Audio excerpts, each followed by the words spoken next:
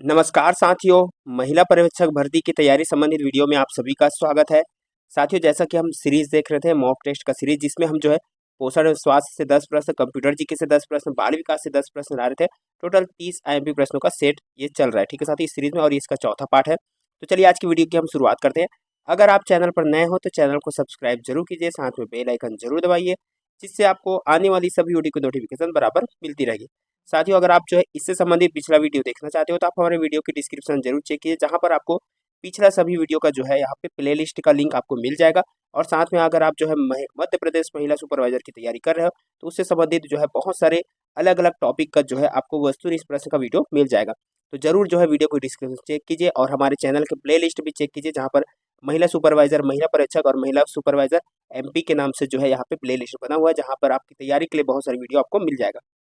तो चलिए आज की वीडियो की हम शुरुआत करते हैं। वीडियो को अंत तक जरूर देखें साथियों। तो शुरुआत करते हैं आज के पहले प्रश्न से। और आज का पहला प्रश्न है, भारत में छोटे बच्चों 6 माह से 5 वर्ष में गंभीर तीक्ष्ण कुपोषण होता है और यह खाली स्थान का प्रमुख कारण है। चारों ऑप्शन यहाँ पे जरूर देखिए। यहाँ पे किसका प्रमुख कारण है वो देखना है हमको। तो राइट आंसर हो जाएगा ऑप्शन ए, मरणशीलता का जो है ये प्रमुख कारण है। तीक्ष्ण कुपोषण के कारण मरणशीलता होता है। अगला प्रश्न है, वे ऊर्जा की पूर्ति आपूर्ति आपूर्ति नहीं करते हैं। यानी कि कौन सा जो है वो ऊर्जा की आपूर्ति नहीं करते हैं, पर वृहद पोषक तत्वों के नियंत्रण और उपयोग में भूमिका निभाते हैं। तो चारों ऑप्शन में से वो क्या है जो ऊर्जा की आपूर्ति तो नहीं करते लेकिन वृहद पोषक तत्वों के नियंत्रण और उपयोग में भूमिका निभाते हैं? तो क्या है? तो वो है ऑप्शन डी, विटामिन और मिनरल है। इनसे जो है ऊर्जा की आपूर्ति नहीं होती है लेकिन ये पोषक तत्वों के नियंत्रण और उपयोग में भूमिका निभाते हैं, विटामिन और मिनरल।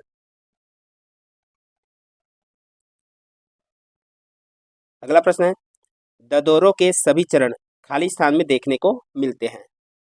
तो किसमें देखने को मिलते हैं? तो ऑप्शन है, छोटी चेचक या चिकन पॉक्स में देखने मिलते हैं ददोरे, जो स्किन में हो जाते हैं वो। अगला प्रश्न है, भारतीयों हेतु आहारी दिशा निर्देशों के अनुसार व्यक्ति को, तो चारों ऑप्शन देखना है, व्यक्ति को क्या करना चाहिए? तो राइट आंसर है वो है, संतुलित आहार सुनिश्चित करने के लिए सभी खाद्य समूहों से विभिन्न खाद्य पदार्थों का सेवन करना चाहिए। यानी कि जो है व्यक्ति को जो यहाँ पे संतुलित आहार करने के लिए यहाँ पे निर्देश किया जा रहा है। संतुलित आहार उसे बोला जाता है जिसमें सभी प्रकार के जो है पोषक तत्व शामिल हो, प्रोटीन, विटामिन, कार्बोहाइड्रेट के साथ। अगला प्रश्न है, गर्भनाल संपूर्ण गर्भावस्था के दौरान चयापचय की दृष्टि से सक्रिय होती है और परिपक्व होती जाती है। इसके संबंध में कौन सा कथन सत्य है? प्रश्न और चारों ऑप्शन आप जरूर देखिए। इसमें वीडियो को पॉज करके भी आप जो है चारों ऑप्शन पढ़ने की कोशिश कीजिए, इससे आपका जो है प्रैक्टिस बढ़ेगा। तो इसका जो राइट आंसर हो जाएगा वो है ऑप्शन सी, दोनों हो जाएगा। यानी कि यह कई अमीनो अम्लों और हार्मोनों का संश्लेषण करती है। बी है, यह ऑक्सीजन और पोषक तत्वों को माता से गर्भस्थ शिशु तक पहुंचाती है। तो उपरोक्त दोनों ऑप्शन सी राइट आंसर हो जाएगा। अगला प्रश्न है, आयरन की कमी के दुष्परिणामों में शामिल है। तो आयरन की कमी से जो है क्या हो सकता है वो हमको देखना है यहाँ पे। तो सभी हो जाएगा, यानी कि ऊर्जा चयापचय पर नकारात्मक प्रभाव, कार्य प्रदर्शन और उत्पादकता में कमी, गर्भावस्था में जोखिम में वृद्धि। तो ये सभी इसका राइट आंसर हो जाएगा आयरन की कमी की वजह से। अगला प्रश्न है, चेचक के बारे में इनमें से कौन सही है? तो देखना है चेचक के बारे में इनमें से कौन सही है। तो राइट आंसर है वो है, पपड़ी में विषाणु नहीं मिलते हैं। पपड़ी में जो विषाणु नहीं मिलते हैं, ऑप्शन ए राइट आंसर हो जाएगा। अगला प्रश्न है, नीति निर्माताओं और उद्योगों द्वारा विभिन्न स्तरों पर अनुशंसित आहारी अनुमति यानी कि आरडीए को आधार के रूप में प्रयोग किया जा सकता है, क्योंकि? तो क्योंकि ऑप्शन ए राइट आंसर होगा, यह शारीरिक सक्रियता, शरीर क्रियात्मक स्थिति, आयु एवं लिंग के अनुसार ऊर्जा एवं अन्य पोषक तत्वों की आवश्यक पोषण संबंधी आवश्यकताओं को समझने के लिए दिशा निर्देश प्रदान करती है। यानी कि अनुशंसित आहारी अनुमति यानी कि ये जो है शरीर की सक्रियता, शरीर की क्रियात्मक स्थिति, आयु और लिंग के अनुसार जो है हमारे शरीर को कितनी ऊर्जा और कितने पोषक तत्वों की आवश्यकता है, ये हमें निर्देशित करती है RDA. Option A right answer हो जाएगा। अगला प्रश्न है, अस्थि सुस्थिरता यानी कि ऑस्टियोपोरोसिस और अस्थि भंग की रोकथाम के लिए विटामिन डी पोषण उतना ही महत्वपूर्ण है जितना खाली स्थान पोषण। यानी कि ऑस्टियोपोरोसिस और अस्थि भंग यानी कि हड्डियों के रोग से बचने के लिए रोकथाम के लिए विटामिन डी पोषण उतना ही महत्वपूर्ण है जितना कौन सा पोषण? तो राइट आंसर है वो है कैल्शियम। जितना विटामिन डी जरूरी है उतना कैल्शियम भी जरूरी है। ऑप्शन डी राइट आंसर हो जाएगा। अगला प्रश्न है, व्यक्ति के आहार या सूची में उपस्थित पोषक तत्व की मात्रा बढ़ाने के लिए प्रयुक्त भोजन को खाली स्थान कहते हैं। तो क्या कहते हैं? अनुपूरक। ऑप्शन ए राइट आंसर हो जाएगा। मात्रा बढ़ाने के लिए जो प्रयुक्त भोजन को क्या कहते हैं? अनुपूरक भोजन कहते हैं। चलिए अगला जो प्रश्न शुरू होगा वो है कंप्यूटर से, कंप्यूटर जीके से। ये जो 10 प्रश्न थे वो पोषण से प्रश्न थे। अब कंप्यूटर का प्रश्न है, वर्ड प्रोसेसिंग, स्प्रेडशीट और फोटो एडिटिंग खाली स्थान के उदाहरण है। तो किसके उदाहरण है? एप्लीकेशन सॉफ्टवेयर के। ऑप्शन ए राइट आंसर हो जाएगा। ये एप्लीकेशन सॉफ्टवेयर के उदाहरण है। अगला है, एमएस एक्सेस में एक टेबल में खाली स्थान प्राइमरी कीज होती है। यानी कि एमएस एक्सेस में जो एक टेबल में कितने की यानी कि कितने बटन होती हैं? प्राइमरी बटन होती हैं। तो राइट आंसर है वो है ऑप्शन ए 1। अगला प्रश्न है, खाली स्थान सेल दो या अधिक सेल को कंबाइन कर एक सिंगल सेल बनाता है।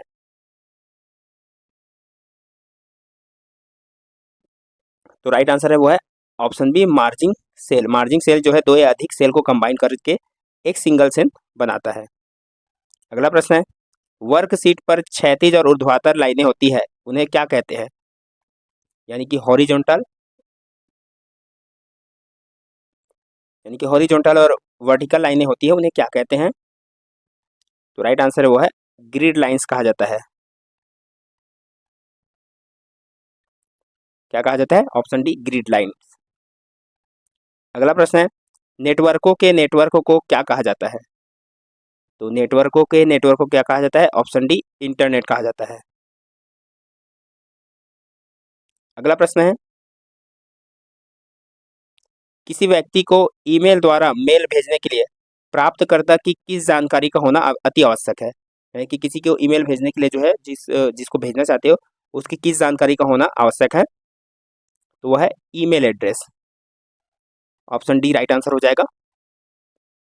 अगला है, अनैच्छिक यानी कि इच्छा के विरुद्ध प्राप्त किए गए ईमेल को क्या कहते हैं? इच्छा के विरुद्ध जो प्राप्त होता है ईमेल उसको क्या कहते हैं? तो वो है junk email. Option D right answer हो जाएगा। अगला प्रश्न है, किसी को ईमेल भेजना एक प्रकार से क्या है? तो क्या है? वो है किसी को पत्र लिखना। ईमेल भेजना यानी कि किसी को पत्र लिखना, वो भी ऑनलाइन तरीके से।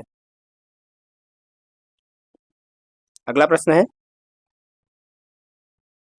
वह गोपनीय कोड जो किसी प्रोग्राम को एक्सेस करने की अनुमति प्रदान करता है वह है, तो क्या है वो? Password. Option D right answer हो जाएगा। अगला प्रश्न है, ईमेल एड्रेस में दो भाग होते हैं, पहला भाग यूजर नेम होता है और दूसरे भाग से ऐड के द्वारा अलग रहता है। तो इसमें दूसरा भाग क्या होता है? तो इसमें दूसरा भाग क्या होता है? ऑप्शन डी डोमेन नेम होता है। ऑप्शन डी इसका राइट आंसर हो जाएगा। प्रश्न को अच्छे से देखिएगा। ऑप्शन डी राइट आंसर हो जाएगा। चलिए अब देखते हैं बाल विकास से प्रश्न। और बाल विकास का पहला प्रश्न है, सीखी गई अनुक्रिया की अभिव्यक्ति जब व्यवहार के रूप में होती है तो उसे क्या कहा जाता है? प्रश्नों को अच्छे से देखिएगा। सीखी गई अनुक्रिया की अभिव्यक्ति जब व्यवहार के रूप में होती है तो उसे क्या कहते हैं? तो ऑप्शन सी निष्पादन। ऑप्शन सी इसका राइट आंसर हो जाएगा। दूसरा प्रश्न है, करके सीखना निम्न में से किस अवस्था के लिए उपयुक्त है? करके सीखना निम्न में से किस अवस्था के लिए उपयुक्त है? तो राइट आंसर है सभी के लिए, यानी कि शैशवावस्था, बाल्यावस्था, किशोर, तीनों के लिए जो है ये उपयुक्त है। अगला है, अगला प्रश्न है हमारा, बच्चों के सीखने में परिवार का योगदान होता है। तो बच्चों के सीखने में परिवार का क्या योगदान होता है? तो राइट आंसर है ऑप्शन सी परिवार का वातावरण, अनुशासन, परिवेश एवं देखभाल महत्वपूर्ण होता है। ऑप्शन सी इसका राइट आंसर हो जाएगा। चलिए अगला प्रश्न देखते हैं। जब बच्चा दूसरों के कार्य या व्यवहार को देखकर उसी तरह कार्य या व्यवहार करता है तो उसे क्या कहते हैं? चारों ऑप्शन है आपके सामने। तो जब बच्चा जो है दूसरे के कार्य व्यवहार को देखकर सेम उसी तरह कार्य व्यवहार करता है तो उसको क्या कहते हैं, इस प्रक्रिया को? तो राइट आंसर है वो है ऑप्शन सी, अनुकरण। अनुकरण कहा जाता है इस प्रक्रिया को। अगला प्रश्न है, बालकों में स्वाध्याय की आदत के विकास का सर्वोत्तम तरीका है, यानी कि स्वयं के अध्ययन करने की आदत के जो है विकास करने का जो सबसे अच्छा तरीका इनमें से कौन सा है?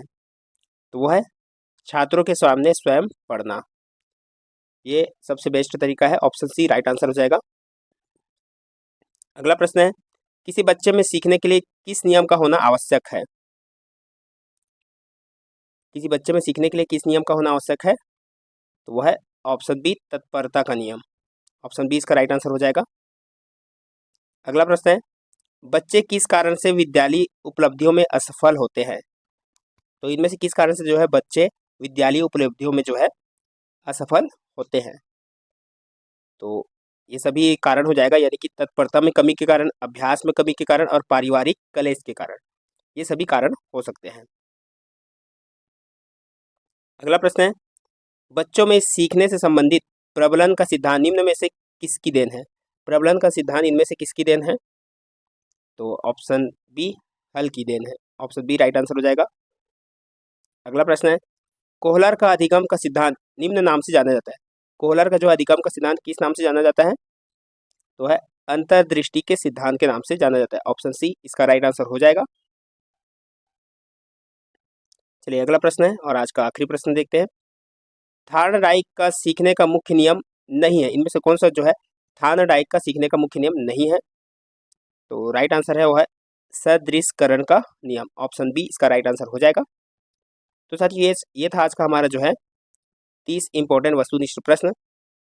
तो आज की वीडियो में बस इतना ही। वीडियो को देखने के लिए बहुत बहुत धन्यवाद साथियों। चैनल पर नए हो गए सब्सक्राइब जरूर कर लीजिएगा, बेल आइकन दबाना ना भूले और वीडियो पसंद आए तो लाइक जरूर करना और वीडियो को जो है ज़्यादा से ज़्यादा शेयर जरूर करना। तो मिलते हैं इस तरह और अगले वीडियो के साथ।